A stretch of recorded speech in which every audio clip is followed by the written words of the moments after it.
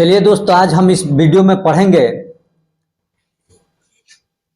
भारतीय संविधान में मौलिक अधिकार के बारे में कि हमारे भारतीय संविधान में क्या क्या मौलिक अधिकार दिया गया है। उस सारे मौलिक अधिकारों को बारे में एक एक पॉइंट हम लोग जानेंगे। ठीक है, तो चलिए देर ना करते हुए हम लोग अपने मौलिक अधिकार की ओर चलते हैं।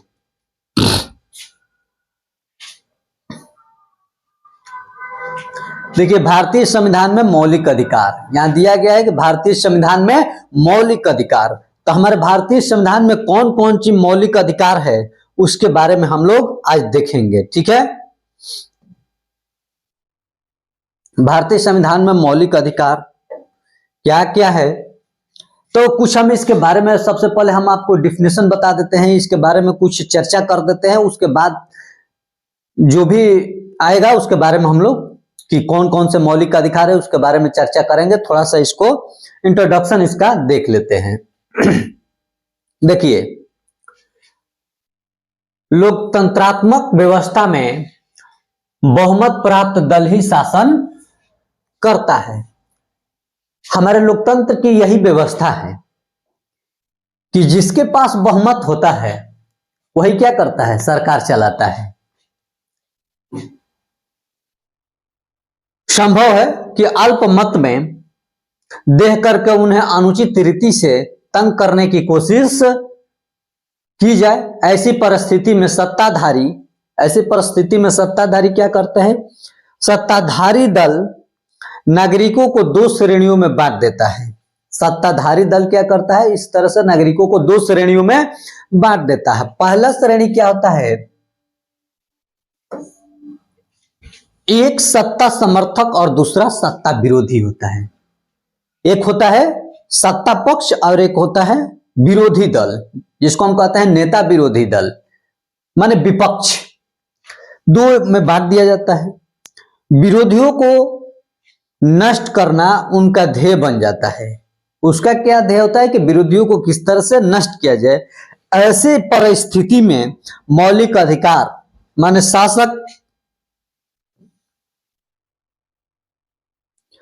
शासक दल की मनमानी पर अंकुश रखने में सहायक होते हैं।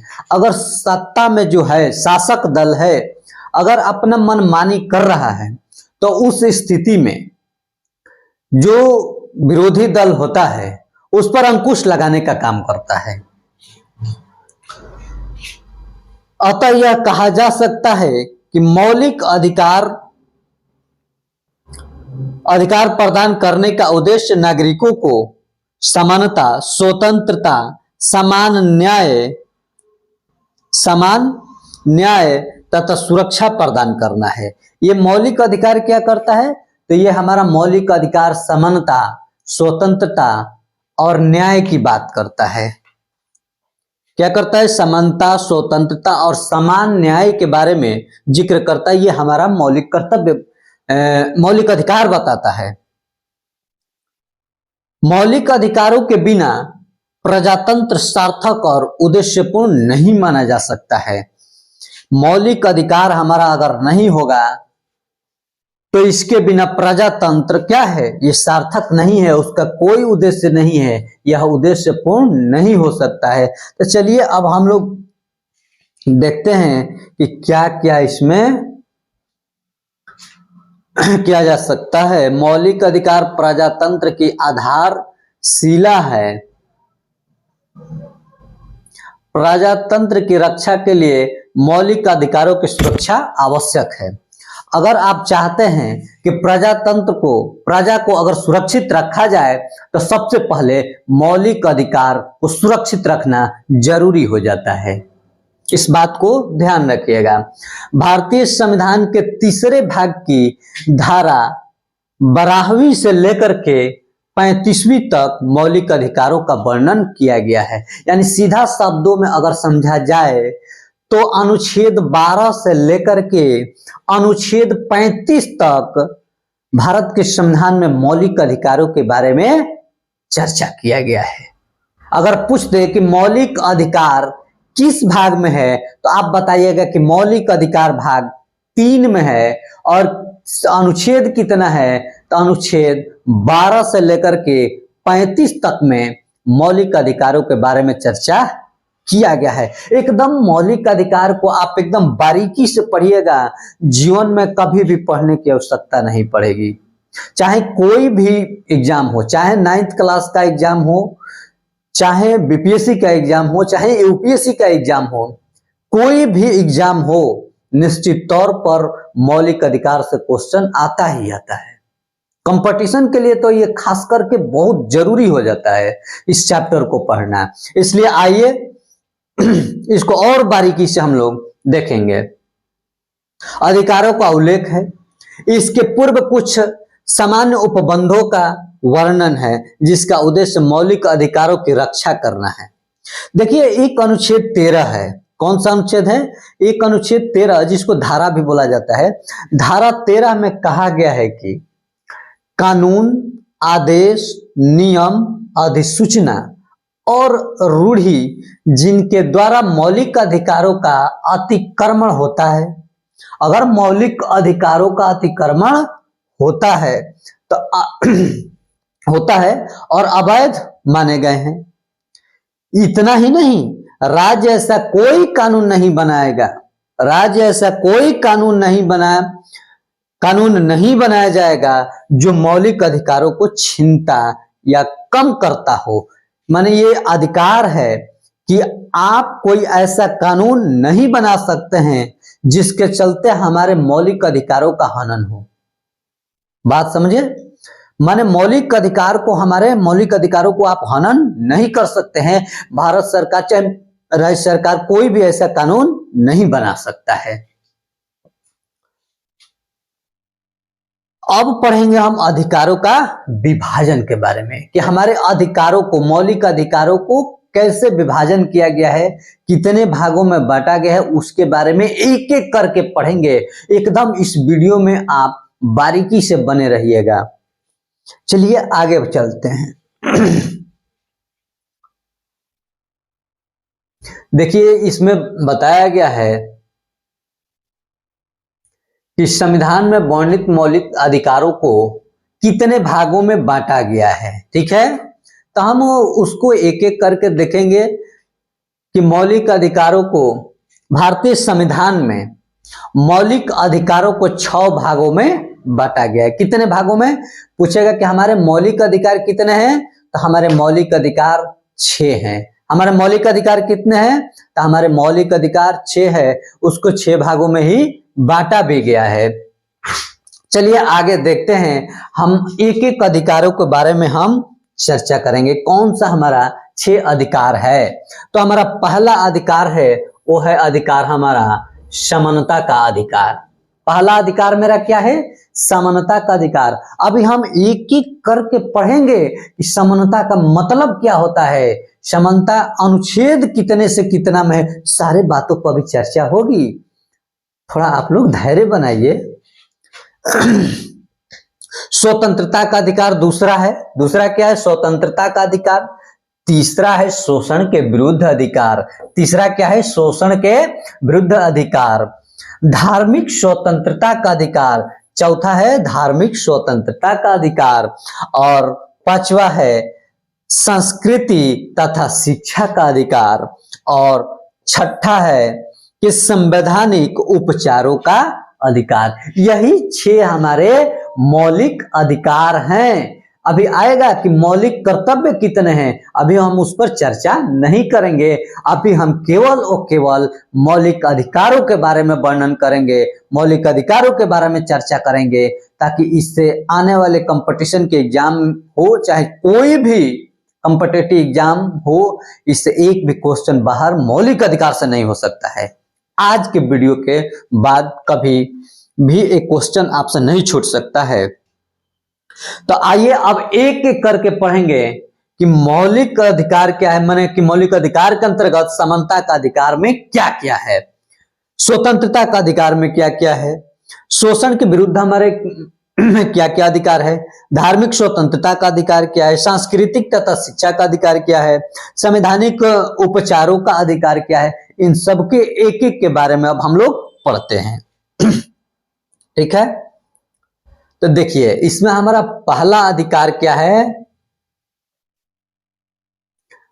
देखिए इसमें हमारा पहला अधिकार यही है, समानता का अधिकार। पहला क्या है, समानता का अधिकार। और समानता भारतीय संविधान के अंतर्गत, कहा, भारतीय संविधान के अंतर्गत भारत के सभी नागरिक समान है। क्या है, भारत के सभी नागरिक समान है, समान माने जाते हैं। समानता का अधिकार धारा 14 से 18 तक में उल्लेखित है।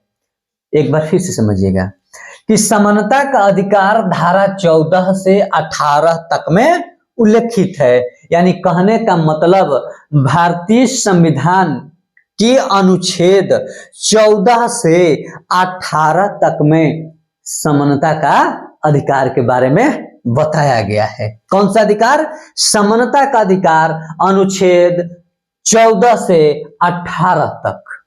अब एक एक पढ़ेंगे कि 14 में क्या है, 15 में क्या है, 16 में क्या है, 17 में क्या है और 18 में क्या है। इन पांचों के बारे में बारीकी से पढ़ेंगे। देखिए उल्लेखित है, इस अधिकार के द्वारा नागरिकों को 5 प्रकार के अधिकार प्रदान किए गए हैं। इस अधिकार के द्वारा नागरिकों को 5 प्रकार के अधिकार प्रदान किए गए हैं। उसमें मेरा पहला अधिकार होता है कानून के समक्ष समानता। पहला अधिकार क्या है हमारा, कानून के समक्ष समानता। माने कानून के समक्ष हमारी क्या होनी चाहिए, एकदम बराबरी होनी चाहिए, समानता होनी चाहिए। आगे देखते हैं,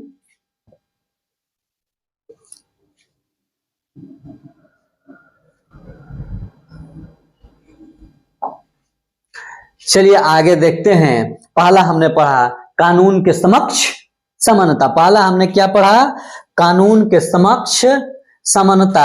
अब हम दूसरा देखते हैं कि क्या है। दूसरा है हमारा सामाजिक समानता। पहला तो हुआ कानून के समक्ष समानता, पहला क्या हुआ, कानून के समक्ष समानता। और दूसरा है सामाजिक समानता। माने हमको समाज में भी एकदम कैसा होना चाहिए, समान रूप से रहना चाहिए। उसके बाद अगला है सार्वजनिक सेवाओं में अवसर की समानता। जितने सार्वजनिक सेवा है उसमें भी क्या होनी चाहिए, समान अवसर सभी लोगों को मिलना चाहिए। ये नहीं कि कोई मंदिर मस्जिद में जा रहा है उसके साथ आप भेदभाव कर रहे हैं, ये नहीं होनी चाहिए। ये सार्वजनिक सेवाओं में अवसर की समानता होनी चाहिए।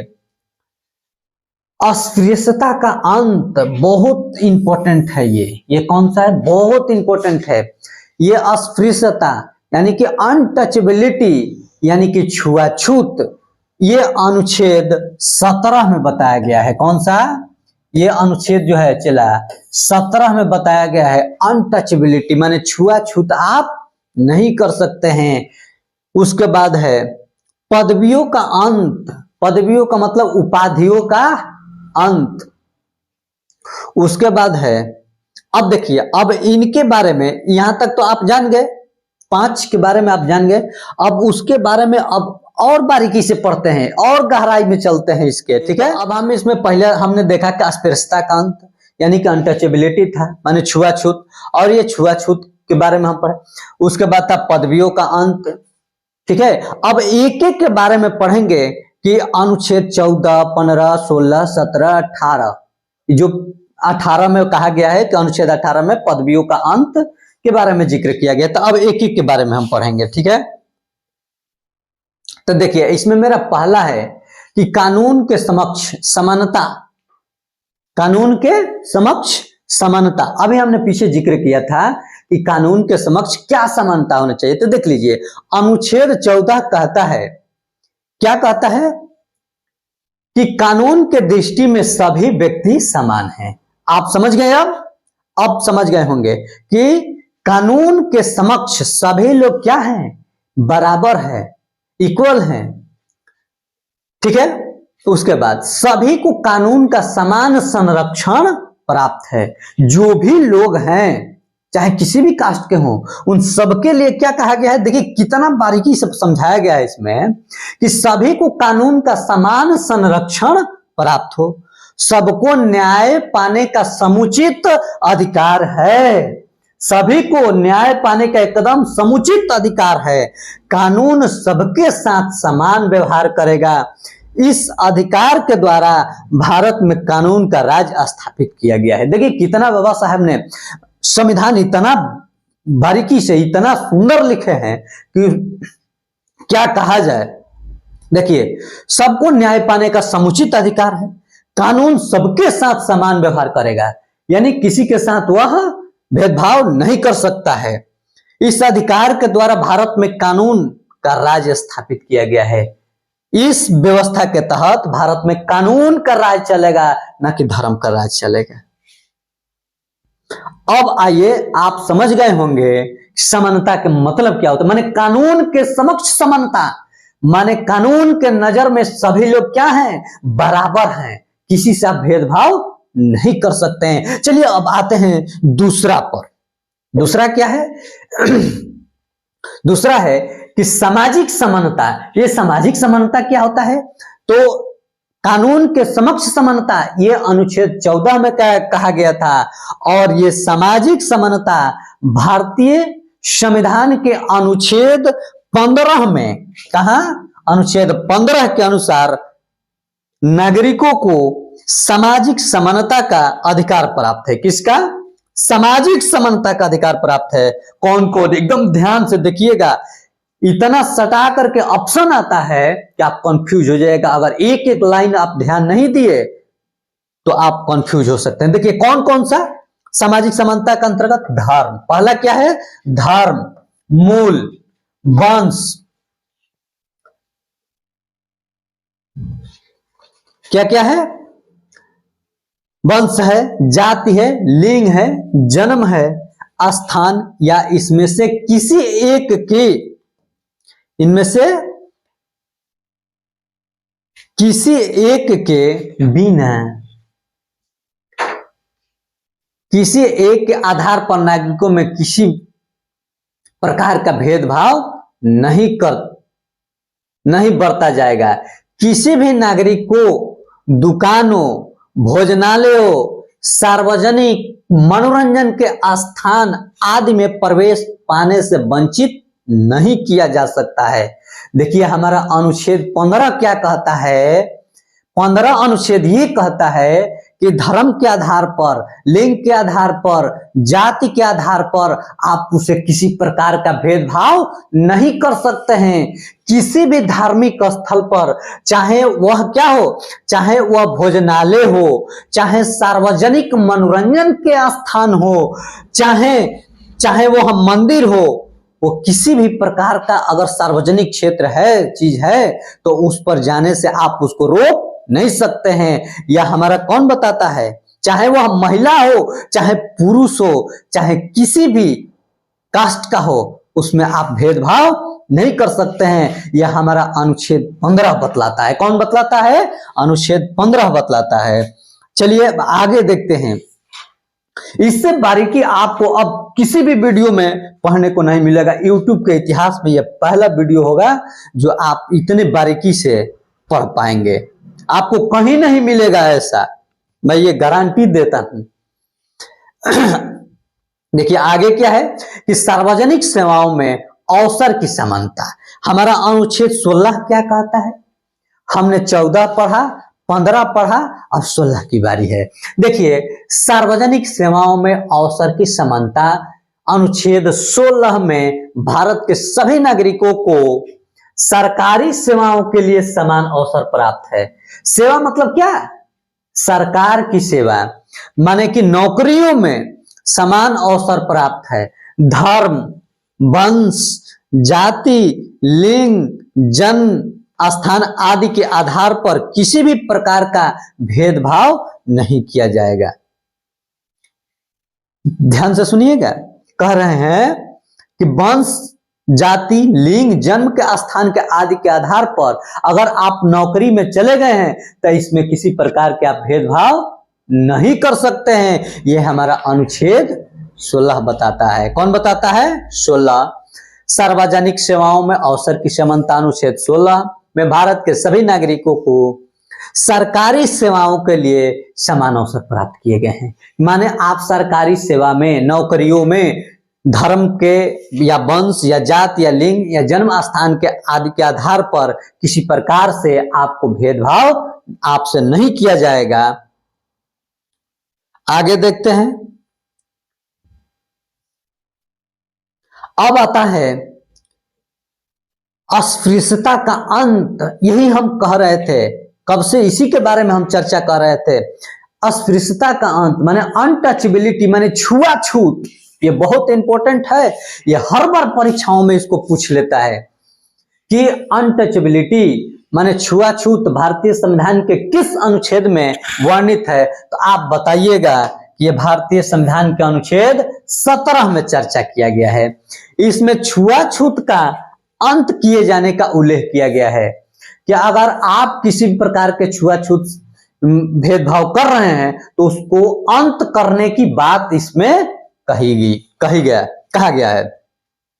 अब देखिए, अस्पृश्यता का रोग पहले के समाज में देखा जाता था। ये अस्पृश्यता जो है ये वैदिक काल में ऋग्वैदिक काल के बाद जब यजुर्वेद, सामवेद, अथर्ववेद जब आता है तो ये जातीय दंश झेलना पड़ता है, ये भेदभाव स्टार्ट हो जाता है। ऋग्वैदिक काल में तो ऐसा नहीं था, लेकिन बाद के जो वेद बने उन सभी में ये जातीय भेदभाव देखने को मिलता है। अस्पृश्यता माने छुआछूत के भेदभाव देखने को मिलता है। इससे समाज में असहिष्णुता और सांप्रदायिकता जैसी प्रवृत्तियों को प्रोत्साहन मिलता है। इसलिए इस धारा के द्वारा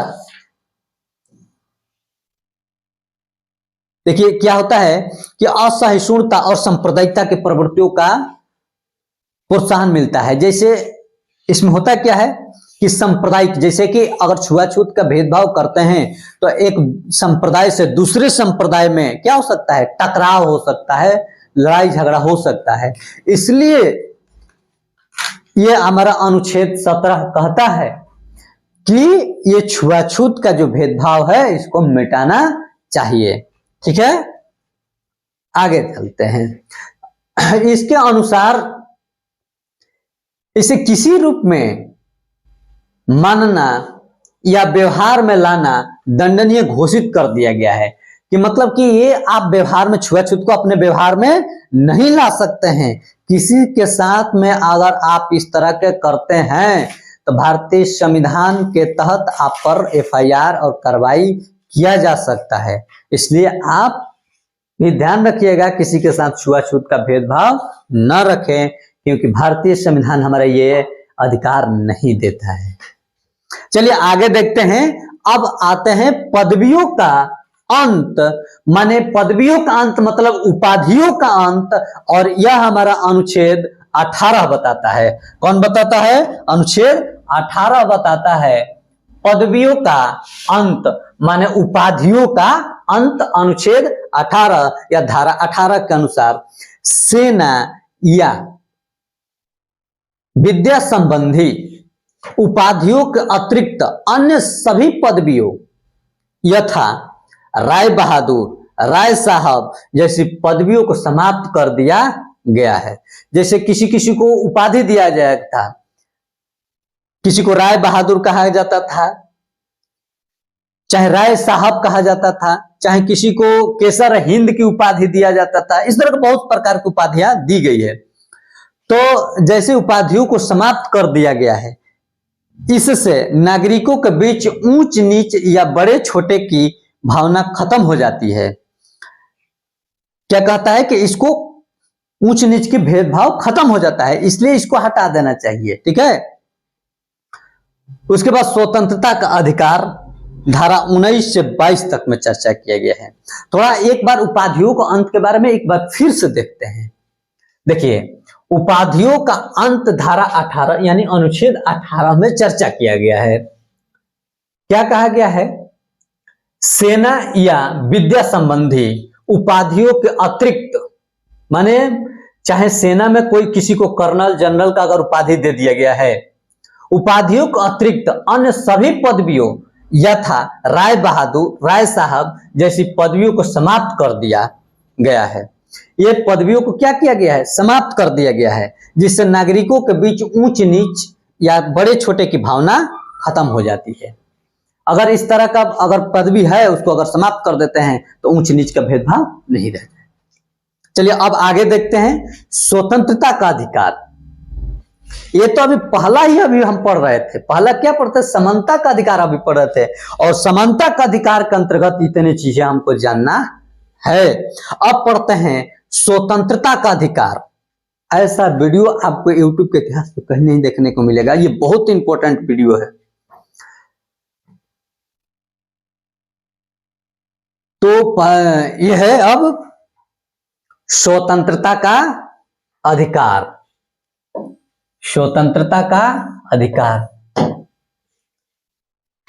स्वतंत्रता का अधिकार धारा माने अनुच्छेद, धारा जहां लिखा है तो समझिए कि अनुच्छेद ही है। धारा 19 से 22 तक नागरिकों को स्वतंत्रता का अधिकार दिया गया है। नागरिकों की क्या क्या स्वतंत्रताएं हैं ये भारत के अनुच्छेद 19 से 22 में लिखा गया है।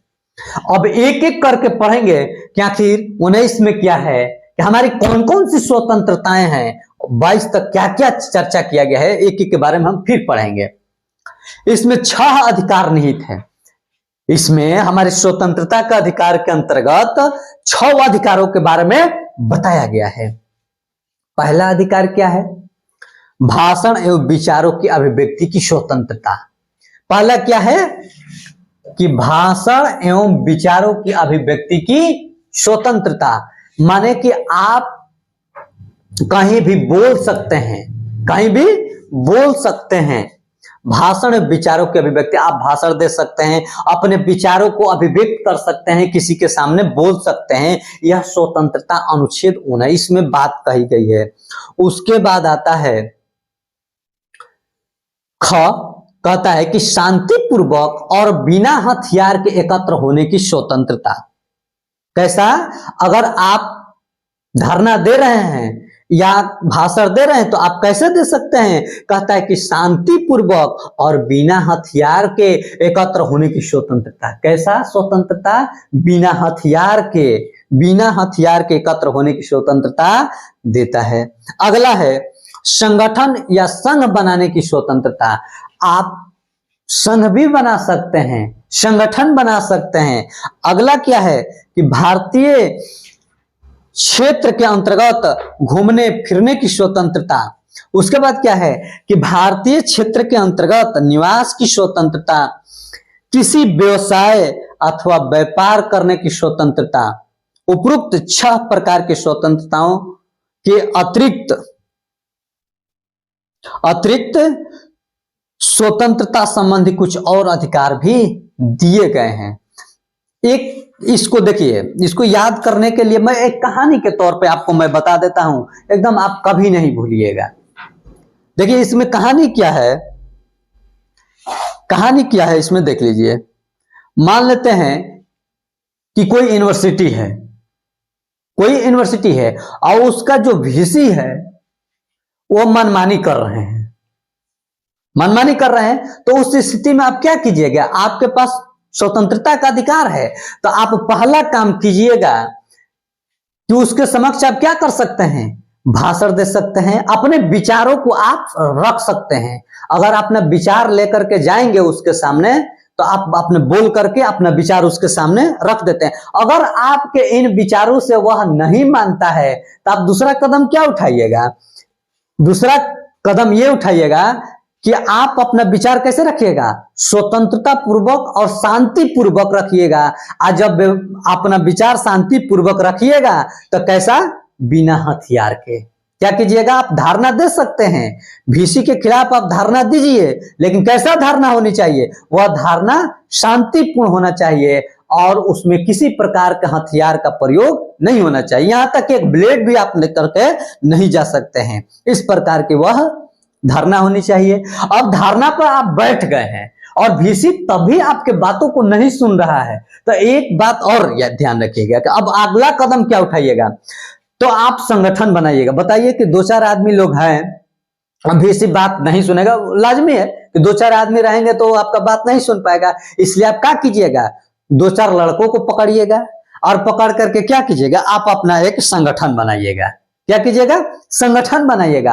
अगर वो संगठन के बात भी वीसी साहब नहीं सुन रहे हैं, तब अगला कदम क्या उठाइएगा कि उनके, जब आपने संगठन बना लिया तो संगठन बनाने के बाद आप बताइए कि इसी तरह तो नहीं रख सकते हैं, आप चारों तरफ घूम घूम करके सभी संगठन के लोगों को कहिएगा कि आप लोग एकत्र होइए, आपके अधिकारों का हनन हो रहा है, आपका अधिकार छीना जा रहा है। तो आप चारों तरफ घूमेंगे, क्या करेंगे, चारों तरफ घूमेंगे। तो ये घूमने का अधिकार हो गया, चारों तरफ आप घूम घूम करके सबको बताइएगा। तो बताइए, ये बताइए केवल घूमने से हो जाएगा? आपके पेट में भोजन ना हो, आप केवल घूमते रहिए तो घूमने से तो होगा नहीं, आपके तो भोजन की भी व्यवस्था होनी ना चाहिए जी।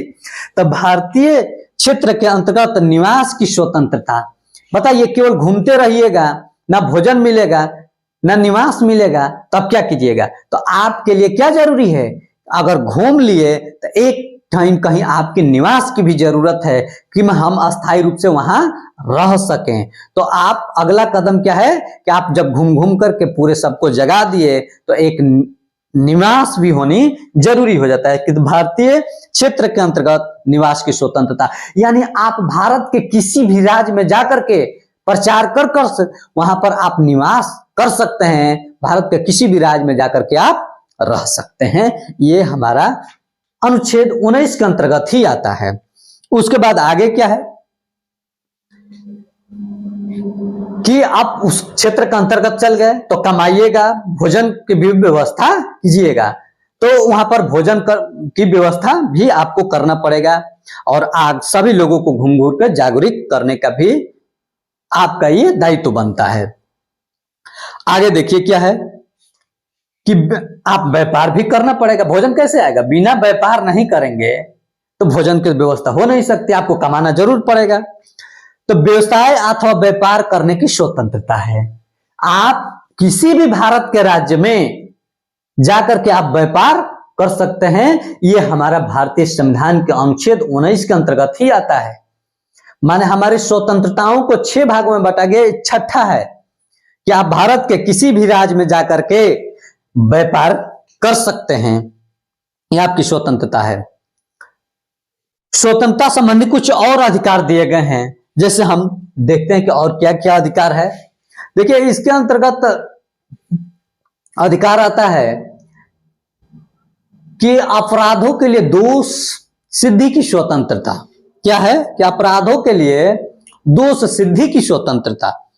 अगर बताइए कि अगर आप अपराध कर दिए हैं तो उसको कैसे दोष को सिद्ध किया जाए, इसके बारे में अब देखते हैं। ये हमारा अनुच्छेद 20 बताता है। कौन बताता है? 20 बताता है। ध्यान से देखिएगा कि अपराधों के लिए दोष सिद्ध की स्वतंत्रता का अधिकार प्रचलित कानून का उल्लंघन करने तथा न्यायालय द्वारा अपराध सिद्ध होने पर ही किसी व्यक्ति को उसके लिए दंडित किया जा सकता है। अगर कोई व्यक्ति अपराध कर दिया है और जब तक यह न्यायालय सिद्ध न कर दे कि इन्होंने अपराध किया है, आप उस पर किसी भी प्रकार की कार्रवाई नहीं कर सकते हैं। इस बात को आप लोग ध्यान रखिएगा, ये न्यायालय का अधिकार है। ये ना कि आप जबरदस्ती पकड़ करके उसको पीटने लगे, कानून को अपने हाथों में ले लिए, ऐसा नहीं होना चाहिए। देखिए हमारे भारतीय संविधान क्या कहता है कि अपराधों के लिए दोष सिद्ध की स्वतंत्रता, दोष सिद्ध करने की प्रावधान है। कहां प्रावधान है भाई? तो न्यायालय में है। प्रचलित कानून का उल्लंघन करने तथा न्यायालय द्वारा अपराध सिद्ध होने पर ही किसी व्यक्ति को उसके लिए दंडित किया जा सकता है। किसी भी व्यक्ति को एक अपराध के लिए एक से अधिक दंडित नहीं किया जा सकता है। अगर कोई व्यक्ति एक बार अगर अपराध किया है तो उस अपराध के लिए उसको एक बार ही सजा दिया जा सकता है। अगर उस समय जो कानून व्यवस्था थी, उस कानून के तहत जो दंड बनता है, उसी व्यवस्था के तहत उसको आप दंड दे सकते हैं। ये नहीं कि अगर वो दूसरा कांड कर देता है तो आप उसके लिए दूसरा व्यवस्था नहीं लगा सकते हैं, माने दूसरे कानून का सहारा नहीं ले सकते हैं। देखिए आगे क्या है, अगला है व्यक्तिगत स्वतंत्रता। व्यक्तिगत स्वतंत्रता का अधिकार किसी भी व्यक्ति को अपने जीवन तथा व्यक्तिगत स्वतंत्रता से कानून द्वारा स्थापित प्रक्रिया को छोड़ करके अन्य किसी प्रकार से वंचित नहीं किया जा सकता है। एक बार बड़ी बारीकी से समझिएगा इसको। देखिए कह रहा है कि व्यक्तिगत स्वतंत्रता का अधिकार हमारा खुद का भी अधिकार है। किसी भी व्यक्ति को अपने जीवन तथा व्यक्तिगत स्वतंत्रता से कानून द्वारा स्थापित नहीं किया जा सकता है। कहने का मतलब कि कानून से आप अलग उसके व्यक्तिगत स्वतंत्रता को कानून से अलग नहीं कर सकते हैं, छोड़ करके अन्य किसी प्रकार से वंचित नहीं किया जा सकता है। 42वें संविधान संशोधन के अनुसार किसी राष्ट्र विरोधी कार्य को रोकने अथवा किसी राष्ट्र विरोधी संस्था के गठन को रोकने अथवा किसी राष्ट्र विरोधी संस्था के गठन को रोकने के उद्देश्य से संसद द्वारा बनाए गए विधि माने नियमों को इस आधार पर गैर कानून करार नहीं किया जा सकता, गैर कानून करार नहीं किया जा सकता है कि इससे मूल अधिकारों का हनन होता है। ध्यान से समझिएगा, एक बार मैं इसको और बारीकी से समझाने का प्रयास करता हूं ताकि आपको समझ में आ जाए। देखिए इसका कहने का मतलब क्या है, कह रहा है कि व्यक्ति को अपने जीवन तथा व्यक्तिगत स्वतंत्रता से कानून द्वारा स्थापित प्रक्रिया को छोड़ करके, माने अगर कानून चाहेगा कि आपके जो व्यक्तिगत अधिकार है तो उसको वह अलग कर सकता है, अन्यथा इसके बाद किसी को अधिकार नहीं है। यह कब व्यवस्था किया गया? यह भारतीय संविधान के 42वें संविधान संशोधन के अनुसार किसी राष्ट्र विरोधी कार्य, अगर राष्ट्र के खिलाफ कोई आप काम कर रहे हैं, को रोकने अथवा किसी राष्ट्र विरोधी संस्था के गठन को रोकने के उद्देश्य से संसद द्वारा बनाए गए विधि यानी नियमों को इस आधार पर गैर कानून करार नहीं किया जा सकता कि इससे मूल अधिकारों का हनन होता है। अगर आपके मूल अधिकारों का हनन हो रहा है तब उस स्थिति में संसद द्वारा कानून बना करके उसको रोका जा सकता है। आगे देखिए क्या है कि कोई भी व्यक्ति जो बंदी किया जाता है उसके कारणों की सूचना रहनी चाहिए। अगर आप किसी व्यक्ति को पकड़ लिए हैं तो उसके लिए क्या होनी चाहिए? उसके लिए सूचना आपके पास होनी चाहिए कि किस जुर्म में इसको पकड़े हैं। व्यक्ति को बंदी बनाए जाने के बाद, व्यक्ति को बंदी बनाए जाने के बाद जितना शीघ्र हो, अगर उसको आप बंदी बना लिए हैं तो जितना जल्दी से जल्दी हो सके बंदी बनाने का कारण बताया जाए। अगर आप बंदी बना लिए हैं, किसी कैदी को आप पकड़ लिए हैं, तो आप किस जुर्म में उसको कैद किए हैं, क्या कारण था, ये तुरंत आपको बताना, किसके कानून के समक्ष आपको बताना, माने न्यायालय के समक्ष बताना आपको जरूरी हो जाता है कि आप किस जुर्म में इसको गिरफ्तार किए हैं। कारण बताया जाएगा। ऐसे व्यक्ति को अपने बचाव के लिए अधिवक्ता से भी मदद लेने का प्रावधान है। इस स्थिति में वह क्या करेगा? वह वकील से क्या करेगा? सलाह लेगा जाकर के अपने बचाव के लिए अधिवक्ता से भी मदद लेने का प्रावधान है। साथ ही क्या कर सकता है? 24 घंटे के अंदर ही, ध्यान रखिएगा इस बात को, कितना? 24 घंटे के अंदर ही उसे दंडाधिकारी के समक्ष उपस्थित किया जाएगा।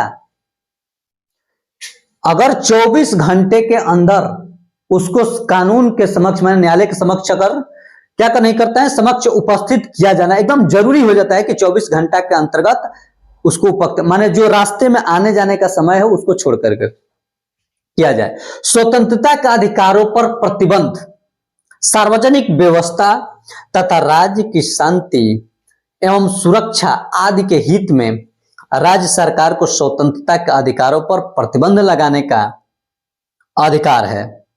संकट काल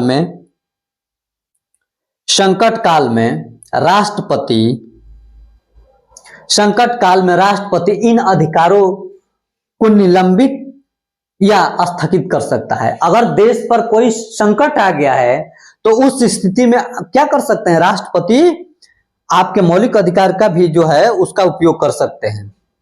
इतना ही नहीं, आवश्यकता पड़ने पर राज्य के हित की सुरक्षा के लिए निवारक निरोधक अधिनियम लागू कर सरकार के किसी भी व्यक्ति को 3 महीने की अवधि से भी अधिक नजरबंद कर सकती है।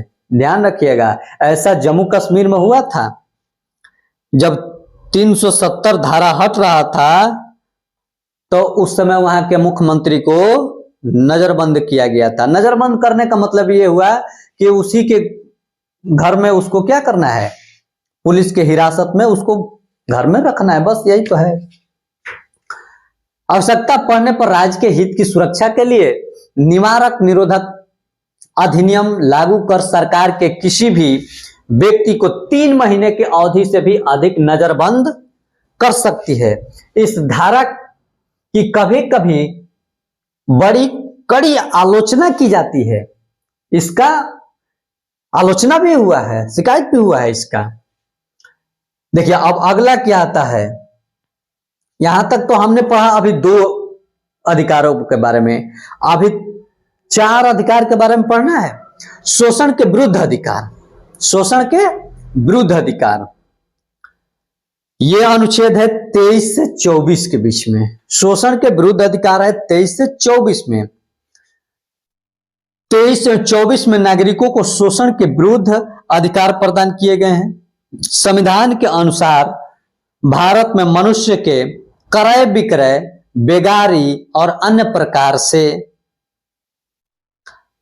ध्यान से देखिएगा यहां क्या है कि शोषण के विरुद्ध अधिकार, यह अनुच्छेद भारत के 23 से 24 में नागरिकों को शोषण के विरुद्ध, माने आप नागरिकों को शोषण नहीं कर सकते हैं। किस क्षेत्र में नहीं शोषण कर सकते हैं भाई, कि संविधान के अनुसार भारत के मनुष्य को, माने कि क्रय विक्रय, यानी कि आप मजदूर को रखे हैं और यहां से उसको बेच दिए दूसरे देशों में, ऐसा आप नहीं कर सकते हैं। बेगारी और अन्य प्रकार से, जैसे बंधुआ मजदूर रखना, यह उससे बेगारी आप नहीं करवा सकते हैं, इस पर भी रोक है। आगे देखते हैं, बलात् श्रम माने जबरदस्ती। बलात् श्रम का मतलब यह हुआ कि जबरदस्ती उससे कोई काम नहीं करवा सकते हैं। बलात् श्रम को भी अपराध घोषित किया गया है, माने बरियारी किसी से आप काम नहीं करवा सकते हैं। और क्या है कि 14 वर्ष से कम आयु वाले बच्चों से कारखानों या खानों में या कोई अन्य जोखिम भरा कार्य नहीं किया जा सकता है। अगर 14 वर्ष से कम बालक है, लड़का है, तो उससे आप किसी भी प्रकार के काम नहीं करवा सकते हैं, चाहे वो कारखाना में काम करना हो, चाहे वो सुई धागा के ही काम क्यों ना हो। अगर काम जोखिम भरा है, उसमें दुर्घटना घट सकती है, तो आप वैसा काम उनसे नहीं करवा सकते हैं। इस बात को ख्याल रखिएगा, यह अनुच्छेद 23 में कहा गया है, ठीक है। ये 14 वर्ष से कम आयु वाले, ये 24 में है, ठीक है। अब बलात् श्रम जो है वह 23 में है, इसको एकदम बारीकी से ध्यान रखिएगा। एकदम सटाक ऑप्शन देगा तो वहां कंफ्यूजन हो जाता है। उसके बाद देखिए अगला है, चौथा है कि धार्मिक स्वतंत्रता का अधिकार। हमारा धार्मिक स्वतंत्रता जो है यह अनुच्छेद 25, 26 और 27 से 28 में जिक्र किया गया है। धार्मिक स्वतंत्रता का जिक्र है 25, 26, 27, 28। 28 में इस अधिकार की घोषणा की गई है कि अनुच्छेद 30 के फर्स्ट, 30 के क के अनुसार धर्म या भाषा पर आधारित सभी अल्पसंख्यक वर्गों को अपने इच्छा अनुसार शैक्षणिक संस्थानों की स्थापना करने तथा उनको चलाने का अधिकार होगा, ठीक है। लगता है कि मच्छर कभी कल इधर उधर कर दे रहा है, इसलिए घबराने की जरूरत नहीं है। चलिए फिर आते हैं हम अपने विषय पर।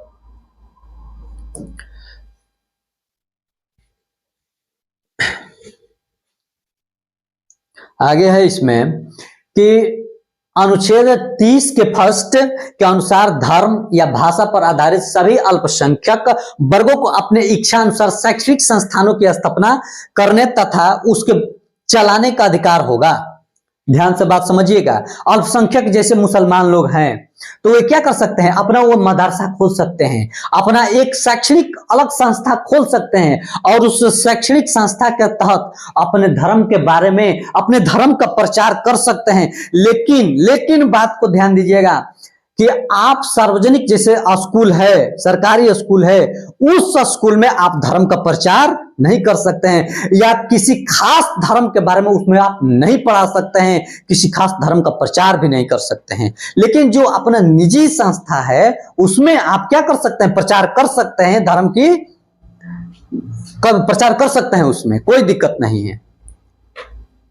अपने इच्छा अनुसार शैक्षणिक संस्थानों की स्थापना करने तथा उसको चलाने का अधिकार होता है। खंड 2 में इसी के अंतर्गत, ये तो फर्स्ट था, अब खंड 2 में यह उपबंध है कि शैक्षणिक संस्थानों को अनुदान देने में राज्य उनके धर्म या भाषा के आधार पर कोई भेदभाव नहीं करेगा। माने राज्य उसको धर्म के आधार पर कोई भेदभाव नहीं कर सकता है। प्रत्येक व्यक्ति को अपना धर्म अपनाने, उस पर आचरण करने और प्रचार करने का अधिकार दिया गया है। कौन व्यक्ति कौन सा धर्म मान रहा है आप उस पर रोक नहीं लगा सकते हैं। कौन व्यक्ति क्या प्रचार कर रहा है उस पर भी आप रोक नहीं लगा सकते हैं। देखिए ये हमारे भारतीय संविधान के अनुच्छेद 25, 26, 27, 28 और 30 के क और ख खंड में स्पष्ट कहा गया है कि धर्म या भाषा के आधार पर कोई भेदभाव नहीं करेगा। धर्म और भाषा के आधार पर अगर कोई इंग्लिश बोल रहा है, हिंदी बोल रहा है, तमिल बोल रहा है, भोजपुरी बोल रहा है, तो उसके आधार पर आप किसी प्रकार के भेदभाव नहीं कर सकते हैं। इसके अनुसार प्रत्येक व्यक्ति को अपना धर्म मानने, प्रत्येक व्यक्ति वो किसी भी धर्म को मान सकता है, उस पर आचरण करने, उस धर्म के साथ वो कैसा आचरण करता है, आचरण करने और प्रचार करने का अधिकार दिया गया है। उस धर्म के साथ वो कैसा आचरण करता है, वो अपने धर्म का कैसे प्रचार करता है, ये सारे अधिकार हमारा संविधान देता है। इस प्रकार विभिन्न धर्मावलंबियों को व्यापक रूप से धार्मिक स्वतंत्रता प्राप्त है। इस प्रकार से सभी धर्मावलंबियों को, जो धर्म को मानने वाले लोग हैं, उनको यह धार्मिक स्वतंत्रता प्राप्त है।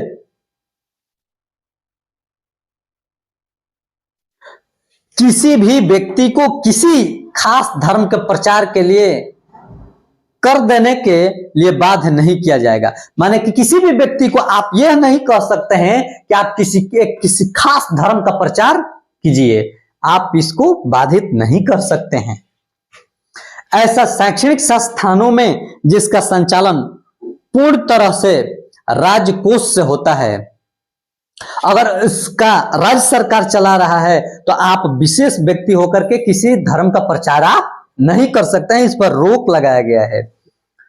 धार्मिक शिक्षा नहीं दी जाएगी, ठीक है। अगर राज्य सरकार द्वारा अगर शिक्षा का केंद्र चलाया जा रहा है, चाहे केंद्र सरकार द्वारा चलाया जा रहा है, तो उस स्थिति में आप खास तरीके से किसी धर्म का प्रचार नहीं कर सकते हैं। बात समझे। अब देखिए,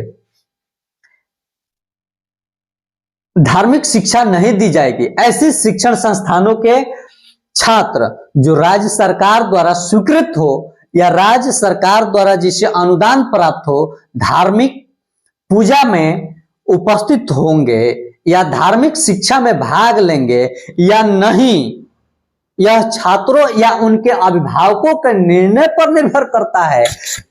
यह इस पर निर्भर करता है कि हम किस धर्म में जाएंगे, हम किस धर्म को मानेंगे, हम किस पूजा पाठ में शामिल होंगे, किस धार्मिक पूजा स्थल पे हम जाएंगे या हमारे अभिभावकों द्वारा तय किया जाएगा या खुद के द्वारा तय किया जाएगा, न कि किसी औरों के द्वारा तय किया जाएगा। अब देखिए, अब चलते हैं पांचवें अधिकार की तरफ। पांचवें अधिकार में हमारा कहा गया था कि संस्कृति और शिक्षा संबंधी अधिकार। हमारे संस्कृति क्या है, उसके बारे में क्या शिक्षा दिया गया है, यह अनुच्छेद हमारा यानी धारा 29 बताता है। कौन बताता है? 29। इसमें कहा गया है, 29 से 30 दोनों बताता है। इसमें कहा गया है, इस अधिकार का उल्लेख किया गया कि भारतीय संविधान में विभिन्न भाषा, धर्म एवं संस्कृति के लोग रहते हैं। याद रखिएगा, पूछ देगा कि हमारे भाषा, धर्म एवं संस्कृति के लोग, ये भारतीय संविधान के किस अनुच्छेद में चर्चा किया गया है, तो आपको बताना पड़ेगा कि यह अनुच्छेद 29 और 30 में वर्णन किया गया है। 29 और 30 में वर्णन किया गया है। भारतीय संविधान भाषा, धर्म एवं संस्कृति के लोगों भारत में निवास करते हैं। इस अधिकार द्वारा विभिन्न व्यक्तियों को अपनी संस्कृति एवं भाषा की रक्षा का अधिकार दिया गया है। किस अधिकार के तहत? ये 29 और 30 भारतीय अनुच्छेद, संविधान के अनुच्छेद 29 एवं 30 में यह उपबंध किया गया है कि वह भाषा के आधार पर, धर्म के आधार पर और अपने संस्कृति के आधार पर, लेकिन राज्य के सहायता प्राप्त संस्थाओं में, जो राज्य द्वारा मान्यता प्राप्त है संस्थाओं में, धर्म या जाति के आधार पर प्रवेश पाने से किसी को वंचित नहीं किया जा सकता है। ध्यान दीजिएगा, यहां पर धर्म या जाति के आधार पर प्रवेश पाने से किसी को वंचित नहीं किया जा सकता है। अगर ये सार्वजनिक है, ये सरकार द्वारा है या राज्य सरकार द्वारा है, तो इसी जगहों पर किसी भी जाति के लोग हों, किसी भी धर्म के लोग हो, उस पर उसको प्रवेश करने से आप वंचित नहीं कर सकते हैं, आप उसे रोक नहीं सकते हैं। भाषा या धर्म पर आधारित अल्पसंख्यक वर्ग को अपनी शैक्षणिक संस्था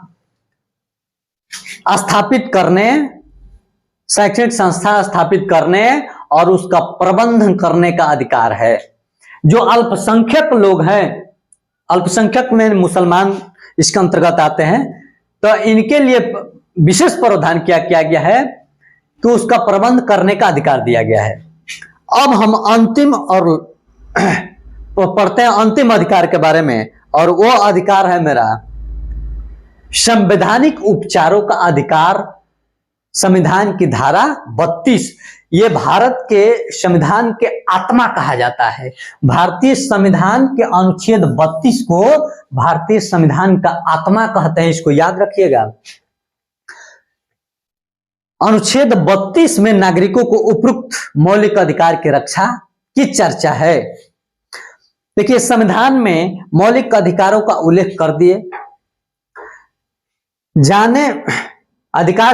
जाने मात्र से नागरिकों को मौलिक अधिकार प्राप्त नहीं हो जाते। अगर केवल हम संविधान में केवल जिक्र कर ही दें तो क्या भारतीय लोगों का अधिकार जो है, वह प्राप्त हो पाएगा? नहीं, उसके लिए कुछ और अधिकार है। मौलिक अधिकारों की रक्षा भी होनी चाहिए। जो हमारे अधिकार दिए गए हैं उसके क्या होनी चाहिए? रक्षा भी होनी चाहिए, यानी कि केवल लिख देने से नहीं होना चाहिए, उसके अधिकारों को रक्षा करने की भी व्यवस्था होनी चाहिए। इसी को ध्यान में रख करके नागरिकों को संवैधानिक अधिकार दिए गए। इसी को ध्यान में रख करके जितने हमने अभी तक अधिकार पढ़ा, जितने अधिकार के बारे में हमने जिक्र किया, उस सबका वर्णन इस 32 में है। यह कह रहा है कि इसको ध्यान में रख करके, सभी अधिकारों को ध्यान में रख करके नागरिकों को संवैधानिक अधिकार दिए गए हैं। एक कैसा अधिकार है? संवैधानिक अधिकार है। इसके अनुसार मौलिक अधिकारों का अपहरण किए जाने पर नागरिक भारत के उच्चतम न्यायालय या उच्च न्यायालय की शरण में जा सकता है। अगर भारत के किसी भी नागरिक के उसके नागरिकता से संबंधित, चाहे उसके अधिकारों के बारे में आप दुर्व्यवहार करते हैं या हनन होता है, तो वह किसका सहारा ले सकता है? या तो सुप्रीम कोर्ट का सहारा ले सकता है, या हाई कोर्ट का सहारा ले सकता है, यानी उच्चतम न्यायालय या उच्च न्यायालय में वह जा सकता है, शरण में जा सकता है। न्यायालय को आदेश तथा लेख जारी करने का अधिकार है। यह न्यायालय उसको क्या करेगा, आदेश देगा या लिखित रूप में देगा कि इन आदेशों में लेखों से संबंधी प्रत्यक्षीकरण, परमादेश, प्रतिबंध अधिकार, इन जो दिया है यहां अधिकार, बंदी प्रत्यक्षीकरण, परमादेश, प्रतिबंध, ये इन अधिकारों के भी बारे में हम एक एक पॉइंट आपको बताएंगे, घबराने की जरूरत नहीं है। ये प्रत्यक्षीकरण क्या है, परमादेश क्या है, बंदी प्रत्यक्षीकरण क्या है, इन सारी चीजों के बारे में बताएंगे, अगले वीडियो में बताएंगे, ठीक है। तब तक के लिए इसके बारे में हम देखते हैं। न्यायालय का अधिकार है कि इन आदेशों और लेखों से संबंधी प्रत्यक्ष बंदी प्रत्यक्षीकरण, परमादेश, प्रतिबंध अधिकार। उसके बाद है कि इसमें भी 6 अधिकार हैं। पृच्छा तथा उत्प्रेषण प्रमुख है। 42वें संविधान संशोधन के द्वारा न्यायपालिका को इस अधिकार में कटौती कर दी गई है, परंतु 45वें संविधान संशोधन में पुनः अधिकार वापस किया जा चुका है। जो इसमें कुछ अधिकारों को हमारे 42वें संविधान संशोधन में कम कर दिया गया, छीन लिया गया, उसी में संशोधन करके 45वें संविधान संशोधन में पुनः हमारे अधिकारों को जोड़ दिया गया। संभव है असाधारण परिस्थितियों में मौलिक अधिकारों का प्रयोग कभी उचित नहीं हो, विशेष करके शांति या सुरक्षा बनाए रखने में यह अधिकार बाधक हो। अतः विशेष परिस्थिति में नागरिकों के मौलिक अधिकार को सीमित या स्थगित किया जा सकता है। देखिए, आपके मौलिक अधिकारों को हनन नहीं किया जा सकता है, लेकिन अगर किसी परिस्थिति में अगर देश के ऊपर संकट आ जाता है तो उस स्थिति में आपके मौलिक अधिकारों को भी वहां रोका जा सकता है, आपके मौलिक अधिकार को समाप्त किया जा सकता है, ठीक है। हमारे राष्ट्र के राजनीतिक जीवन में मौलिक अधिकार महत्वपूर्ण स्थान रखते हैं। हमारे राष्ट्र के निर्माण में मौलिक अधिकार हमारा क्या है, महत्वपूर्ण स्थान रखते हैं। विषम परिस्थिति में, कब, अभी हमने बताया कि अगर विषम परिस्थिति में तो इस पर प्रतिबंध आवश्यक प्रतीत होता है। अगर हमारे देश के ऊपर कोई अटैक हो जाता है, विषम परिस्थिति में हमारा देश पड़ जाता है, तो उस स्थिति में आपके जो मूल अधिकार है उसको क्या किया जा सकता है, हनन किया जा सकता है। लेकिन सर्वाधिक महत्वपूर्ण बात यह है कि सरकार द्वारा इन्हें सीमित करने की शक्ति का दुरुपयोग नहीं होना चाहिए। ये नहीं कि विशेष परिस्थिति में आपके अधिकार तो छीन लिए गए, लेकिन सरकार द्वारा उसके बाद पूरे अधिकार को छीन लिया गया। ऐसा करने का अधिकार कतई संविधान नहीं देता है। इस बात को भी ध्यान रखना है कि अगर उस स्थिति में आपके अधिकार को छीन लिया गया है, विषम परिस्थिति में आपके अधिकार को छीन लिया गया है, अगर सरकार उसको पुनः लागू नहीं करती है तो ये कानून के विरुद्ध है, ठीक है। चलिए अब आगे चलते हैं। नागरिक सतर्क रहें तो इन मौलिक अधिकारों का अपहरण करना सरकार के लिए कठिन हो जाएगा। इसलिए अपने अधिकारों के प्रति आप प्रत्येक नागरिकों को सजग रहने की जरूरत है। अगर आप अपने अधिकारों के प्रति सजग नहीं रहिएगा तो इस देश के अंदर से आपके मौलिक अधिकारों को छीन लिया जाएगा और विषम परिस्थिति का हवाला देकर के आपके मूल अधिकार को छीन लिया जाएगा। इसलिए आप देश के जागरूक नागरिक हो, आजाद भारत के आजाद नागरिक हो, इसलिए अपने अधिकारों के प्रति सजग रहना है, जागरूक रहना है, तत्पर रहना है, तब जाकर के आप अपने अधिकारों को बचा सकते हैं। चलिए अब मिलते हैं हम आपसे अगले वीडियो में मौलिक कर्तव्यों के साथ। ये तो मौलिक अधिकार था और मौलिक कर्तव्य के साथ मिलेंगे।